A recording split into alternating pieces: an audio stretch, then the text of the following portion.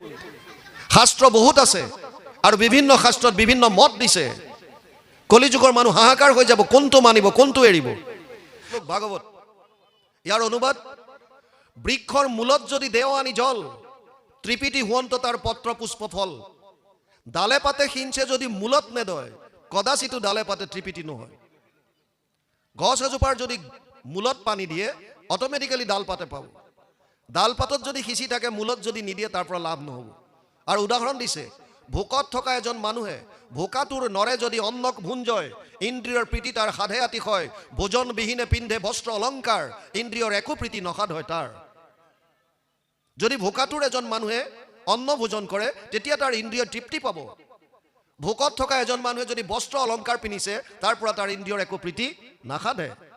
ক'ৰবাত লিখিছে নাই সেইটো নহ'ব, জপ তপ তীৰ্থ কৰা। ক'ৰবাত কৈছে সেইটোতো নাপাবা, তোমালোকে বলি দিয়া।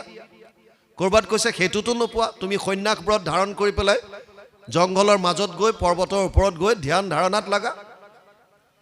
কোনোখন গ্ৰন্থৰ লগত কোনোখন গ্ৰন্থৰ মিল নাই। আৰু সেইকাৰণে মই কোনো মানুহক আজিলৈকে নিন্দা কৰা নাই। যোনে যি নকৰক কিয়, যাৰ হাতত যোনখন গ্ৰন্থ পৰিছে তেওঁলোকে সেইমতে চলি আছে। আপুনি মই নিন্দা কৰিবলগীয়া কোনো যুক্তি নাই, অধিকাৰ নাই। কাৰণ যাৰ হাতত যিখন গ্ৰন্থ পৰিছে, আপোনালোকে জানে নিশ্চয় মহাপুৰুষ মাধৱদেৱ, তেওঁ ঘোৰ শাক্ত আছিল, শাস্ত্ৰত অগাধ পণ্ডিত আছিল। কোনবিলাক শাস্ত্ৰত? আগম শাস্ত্ৰত, য'ত বলি বিধানৰ কথা আছে। আৰু তাৰ উদাহৰণ হিচাপে চৰিত পুথিত আপোনালোকে পাব, যেতিয়া তেওঁ এবাৰ ভায়েকৰ ওচৰৰ পৰা বন্দুকাৰ পৰা আহি আছিল, বাটত গম পালে যে মাক অসুস্থ হৈছে, নৰিয়াত পৰিল। আৰু তেওঁ শাক্তপন্থী এজন লোকৰ হিচাপে দেৱীমাৰ ওচৰত প্ৰাৰ্থনা কৰিছে, হে দেৱীমা, মোৰ মাক সুস্থ কৰি তোলা এহাল পাঠা ছাগলী। আমাৰো বহুতে তেনেকৈ টোপ দিয়ে ভগৱানক, ল'ৰাটোৰ চাকৰি এটা দিয়া প্ৰভু, নামঘৰৰ সোঁফালৰ বাৰাণ্ডাৰ টিংখিনি ময়ে দি দিম, ঘোষ। ছোৱালীজনীৰ কাৰণে ভাল ল'ৰা এটা চাই দিয়া, আৰু তোৰণখন ময়ে বনাই দিম, ঘোষ। বহুতে দিয়ে।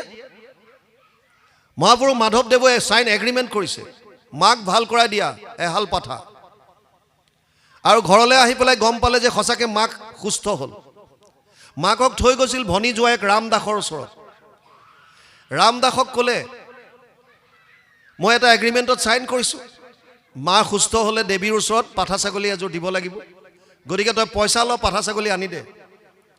ৰামদাসে ইতিমধ্যে মহাপুৰুষ শ্ৰীমন্ত শংকৰদেৱৰ দ্বাৰা প্ৰৱৰ্তিত এক শৰণ হৰিনাম ধৰ্মত শৰণাগতি হৈছে, য'ত দূৰ দূৰলৈকে কোনো বলিৰ কথা নাই, কেৱল ভকতৰ সংগত নাম গোৱাৰ কথা কৈছে, শ্ৰৱণ কীৰ্তন।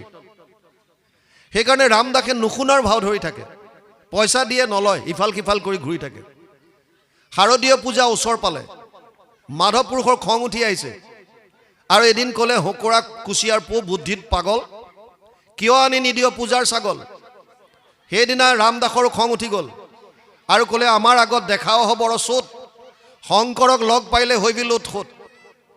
মোৰ ওচৰততো দেখাইছ তই, যেতিয়া তই গুৰুজনাক লগ পাবি তোৰ হাৱা ওলাই যাব। কোন শংকৰ? আছে এজন, যিজনে এক শৰণ হৰিনাম ধৰ্ম প্ৰৱৰ্তন কৰিছে, য'ত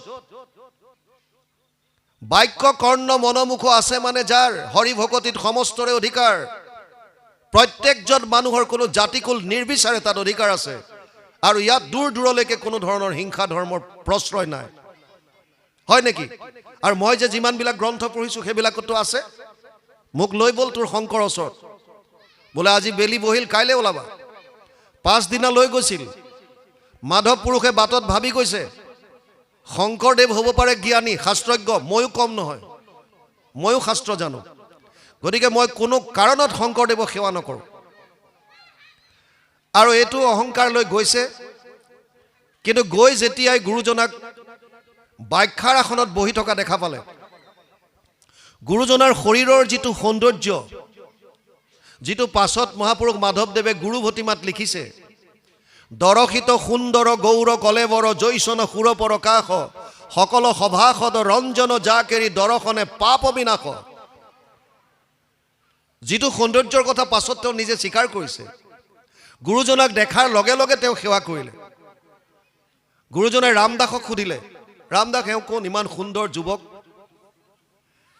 চিনাকি দিলে চিনাকিত ওলাল যে তেওঁৰ পৰিয়ালৰে মনুমতী বাই ল'ৰা মনুবাই ল'ৰা আহা মাধৱ আহা বহা কিয় আহিলা ৰামদাসে কৈছে আপোনাৰ সৈতে তৰ্ক কৰিবলৈ আহিছে কিয় এইজনে কৈছে পাঠা ছাগলী দিব লাগে আৰু মই কৈছো এইবিলাকৰ কোনো কাম নাই হয় নেকি মাধৱ বহা কোৱাচোন তুমি কি কি ক'ত ক'ত পাইছা আৰু মাধৱদেৱে যিমানবিলাক আগম শাস্ত্ৰত যিমানবিলাক বলি বিধানৰ কথা পাইছে এফালৰ পৰা তেওঁ উদ্ধৃতি দি গৈছে মহাপুৰুষ শ্ৰীমন্ত শংকৰদেৱে ভাগৱতৰ শ্লোকৰ দ্বাৰা তাক খণ্ডন কৰি গৈছে আৰু শেষত ভাগৱতৰ পৰা এটা শ্লোক উচ্চাৰণ কৰিলে গুৰুজনাই যথা তৰুৰ মূলে নিচেচানেন তৃপ্যন্তি তদ স্কন্দ ভুজ উপশাখা প্রাণোপহারাচ্চ যথেন্দ্রিয়ানাম তথা সর্ব অর্চনম অচ্যুতেজ্য 4:31-14 চতুর্থ স্কন্ধ 31 নম্বৰ অধ্যায় 14 নম্বৰ শ্লোক ভাগৱত ইয়াৰ অনুবাদ বৃক্ষৰ মূলত যদি দেও আনি জল